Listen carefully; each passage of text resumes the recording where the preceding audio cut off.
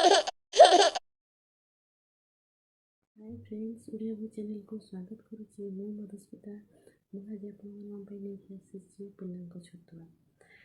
ମୋ ପୁଅକୁ ତ ଏବେ 10 ମାସ ଚାଲିଛି, ତ 10 ମାସରୁ ଅଧିକ ବଡ଼ ପିଲାମାନେ ବି ଦେଖନ୍ତୁ। ମୁଁ ଏଠି ଗହମକୁ ଧୋଇ ନେଇଛି। ଧୋଇଲା ପରେ ମୁଁ ଏଇଟା ଭାଜୁଛି, କାରଣ ଗହମରେ ବହୁତ ଡଷ୍ଟ ସବୁ ରହୁଛି। ତାପରେ ମୁଁ ଓଟ୍ସ ଭାଜିବି।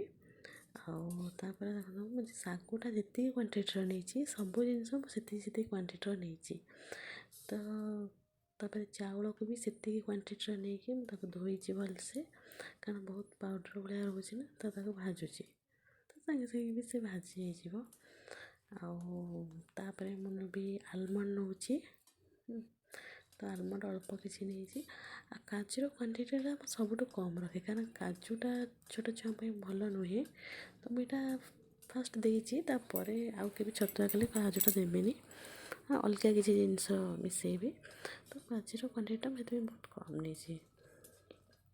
ତ ତାପରେ ମୁଁ ସେଇ ଅନୁସାରେ ମିଶ୍ରି, ଚିନି ତ କେବେ ଛୋଟ ଛୁଆଙ୍କ ପାଇଁ ୟୁଜ୍ କରିବା କଥା ନୁହେଁ। ମିଶ୍ରି ନେଇଛି, ଆଉ ବୁଟ ନେଇଛି। ଏ ବୁଟ ମାର୍କେଟରେ ବି ମିଳୁଛି। ତ ଏସବୁ ଦେଖନ୍ତୁ ଭାଜି ଦେଇଛି। ଚୂଡ଼ାର ଟିକେ କ୍ୱାଣ୍ଟିଟିଟା ଅଧିକ ରହିଛି। ଦେଖନ୍ତୁ ମୁଁ ଛତୁଆ ବନେଇ ଦେଇଛି।